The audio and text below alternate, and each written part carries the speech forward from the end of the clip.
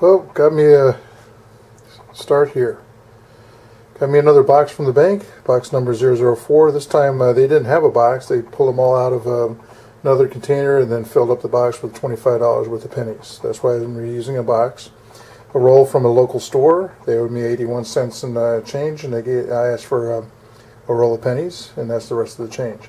This is the sheet that I'm going by now. I made a little reference sheet of what I'm looking for. Okay, and I got researched in 1961, find out exactly what I'm doing, but I'm using the Cherry book. Okay, Cherry Picker's book, and also my 2013 book. So rather than looking through those books all the time, I just made myself a little scratch piece of paper with all the information on it. And that little hole right there is so I could put my pennies in it and use my digital magnifying glass without it running all over the tabletop trying to focus in on this thing. So hopefully that's going to help me out. Alright, so here we go. Alright, we're going to get into my box 004. This is what it looks like when it's done. These are the coins I found that we're going to get deep into. Alright, found some other neat ones. 1919, 1936. Got corrosion on the back of that one. And there it is. It's too bad about that. I don't like cleaning these because it leaves a big gash mark, and also it just looks tacky, so I don't even know if I'm going to keep that. But this back of the 31 looks really nice. High grade. Some of my 40s. Almost, I could probably work on a complete set here. I'm pretty good. This is the back of them. I'm really impressed on the idea of how many of these leaves can be seen from circulating coins. Sorry about this picture. I don't know what happened to my macro. These are not wheat pennies, but I'm starting to keep all the 50s and 60s now, only because of the threat of copper going away. The penny, actually. 1982, there's zinc and there's copper. I just go from 81 back, and I'm going to probably start keeping those coins. But look at this. Aren't these guys real? The color and everything in those are really nice. The 1960s, bad picture again. Sorry about that. Get out of it before you get a headache. 74S is the only one I got.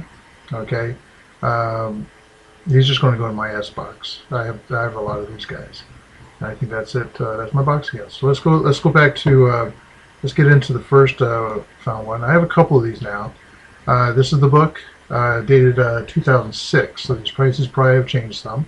1969D, missing designer's initials. So there's no initials there, and that's the criteria. And you'll see that again because I have another one of these. That's proving that's the 69D, and look, nothing there. All right, so pretty cool. Hey, one way to get around. I'm going to throw a little tip here. Look at this. Drop that down. Go to the next one right off the bat. There's the book again. Here's a different one. Little bonus there as far as how to maneuver around in your file explorer. And once again, nothing in there. So pretty cool. And that's the file name that I give it. That's my second one, and that's the FS. If you look in the book, right here it gives you the what error that actually is. So let's go back to let's go to the next 1980. There's nothing in the book about this, but just because there's nothing in the book doesn't mean that there's no errors. But look at that. That is not a die cast. Okay, so that's a doubling there.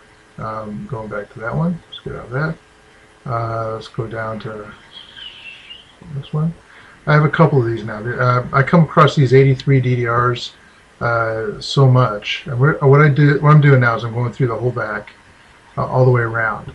So if I have arrows pointing, then you know that there's an issue. So we're going to zip on it. There's the FG, the designer's initials. Okay, I count that as a die cast. That's not really doubling. Same thing up over here.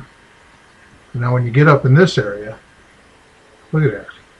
That's some pretty big stuff. There's that part of the T right there. There's another part. There's a split right there. There's a split right there. That could be on the die cast area, but the shadowing, that you got to be careful of that too. All right, and there's some dirt up in there. Some I don't know what that is. I don't take a scribe or anything. Try getting these out. That's good old nature doing this thing. Come over here. There's the S, the D. That's usually a die cast. Anything really to do with the building. Every time I send it to NACS, my grading company that I use, they say it's a die cast error. So, I go by what they say. And then I'm going through the building just to show you about the building. So if I throw this on eBay, all these pictures go there so you can actually look inside the building and do everything. And then we're back over the FGS. So let's go to number 2 now. There's 3 of them here, so get ready. This is a different one now. And now we have it on the O and on the bottom of the building. Under E, C. Okay, this is more along the 83 double die. It's on the cent mark. And up on top, I mean, you got a little bit over here too, but really noticeable. And this is see how this is kind of meshed over, or it's not a real sharp thing. It's kind of bleeding over, and that's what a die caster is. So, but this over here, that's not bleeding over. That's a stamp. That's a hard stamp. I don't think that's bleeding over. I'd like to see it down here too. So that's the only thing that might make it a die caster instead. And there's nothing really. There's the S. I pointed that out in the last slide. And I'll clean over here, going over. And then once again, going through the house, the building, and back to the front. So now let's go look at the other one. Okay, that's another one now. We're going down the bottom, nothing there, nothing there. And now, could be a die cast error. Going across. Have it on both sides of that one. So I have to, not really sure about the validity of this, but this looks, wow. When I saw this, then alongside the house. So that could be a die cast error. Okay, now I think the last one. Now, like I said, just because it's not in the book, I brought this up because I was looking for the wide AMs, 1998 wide AMs. So when I look at the date, I expect to see a date. And look at this, so faded. The 8 is polished out, but look at this right here. There's one there, and there's one here. Almost like they tried stamping it twice to get it. So there's something up with this. This is polished out, but that almost looks like a double 8 there. So just because it's not in the book, hey, hang on to it. That's why I got that nickel that's got frost on it, and I kept it, and now it's worth 75 bucks. Okay, so there's the LI is really gone. The L is gone altogether, and the B is actually polished out pretty good. And then we're going to go along the top. The I is almost gone, and this is fine, and then the T is about gone. So now this is the back of it. This is die cast. Okay, kind of scrubbed down. Nothing on the bottom. So that's it. Okay, so that's the gist of my video.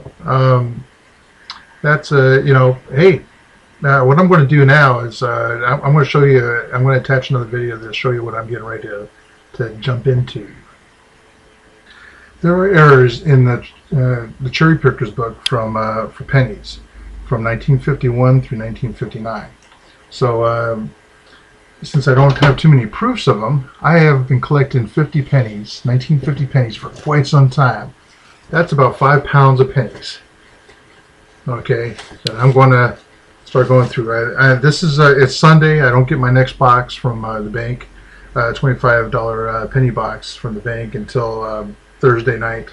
That's Friday, and I went through that pretty fast. So I'm going to start going through this and looking for the errors that's in that Cherry book. All right. So hey, keep an eye on my videos because I'm going to show the results of what all those pennies I've been saving over the years. What might come out of there. Now, some of them I already looked for. I know there's a couple of Poor Man double dies in there. And I might show you what a Poor Man double die actually looks like. You can look on eBay for them, but don't get ripped off thinking that's a real double die, because the value is not there. All right, so here we go on that one. Hey, subscribe and see more. And definitely, this might take a while. You'll see a lot more baseball cards because I just pulled out some more boxes and some other things going on. So, hey, subscribe and see more.